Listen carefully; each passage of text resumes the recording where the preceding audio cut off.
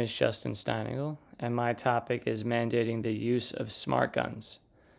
Many Americans have come to the conclusion that America has a gun problem.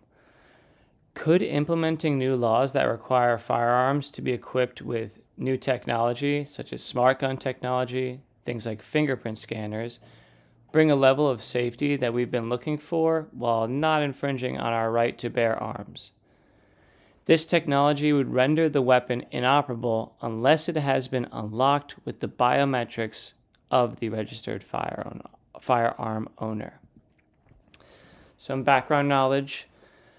Societal issues. Mass shootings continue to be a serious problem here in America. School shootings and political assassinations are also debated on our televisions and in our homes.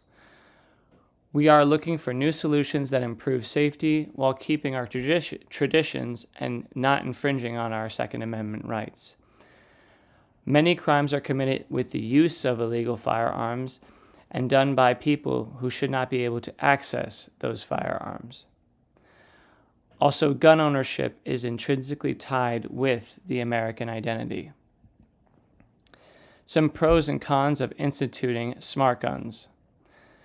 Pros may include restricting the access of that firearm only to the legal purchaser and the one who is registered to own said firearm. It may help to lower crimes committed with the use of stolen firearms. It may protect children who come across or come into contact with a firearm, perhaps their parents or the legal owners. It could help prevent accidents. It may allow for better defensive placement around the area you are defending, like your home, since you do not necessarily now have to lock it up in some kind of safe, because it would be ineffective unless in the registered user's hands. Some cons include the view of these restrictions as oppressive or going against our Second Amendment rights. It limits the usefulness of the tool overall, and it becomes a less effective tool if the registered user is not there to unlock it. It actually becomes completely ineffective. This technology may not be appropriate for all situations or cases, especially for things like the military use or maybe some kind of defense situation that happens very quickly where you're not able to put your finger on this scanner.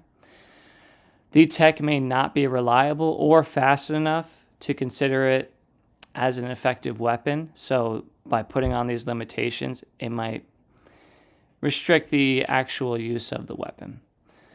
And freedom and privacy concerns as well.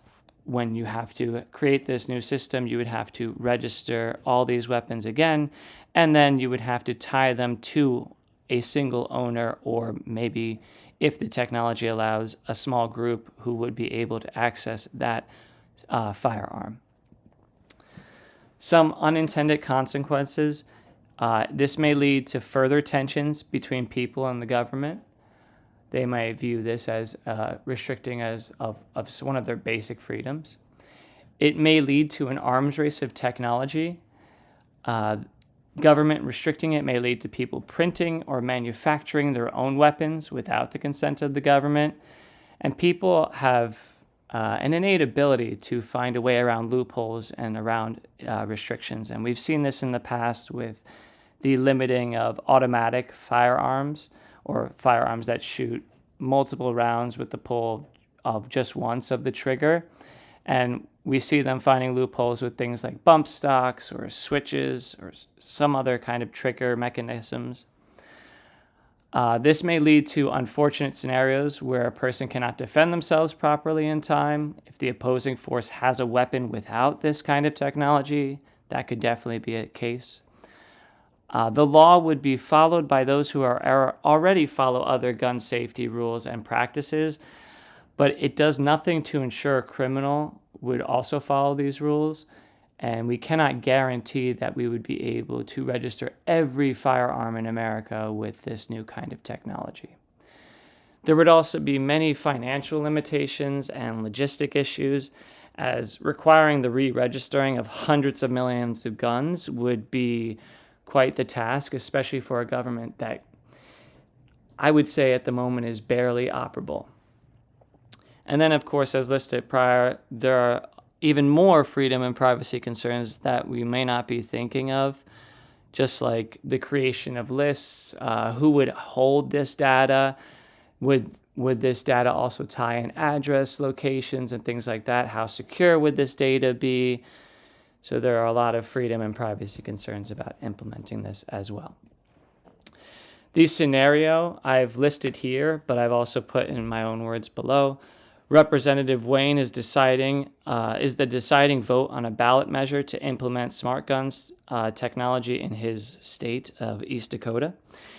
If he votes yes, all new guns will be manufactured with said technology, and old weapons will need to be retrofitted to be legally owned and used.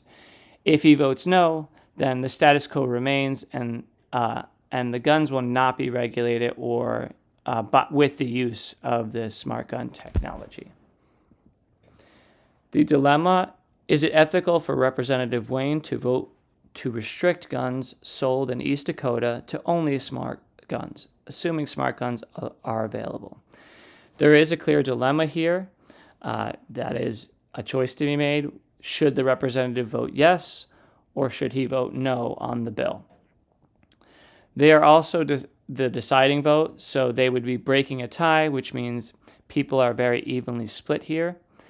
Knowing the history of the Second Amendment also helps to place, how difficult this may be. Our founding fathers and their amendments are regarded by many in this country as sacred. So changing one as fundamental to our freedoms as the Second Amendment will be difficult for people to accept, to agree with, and of course, to implement. The following is just a small bibliography noting where the photo in the first slide came from. Thank you.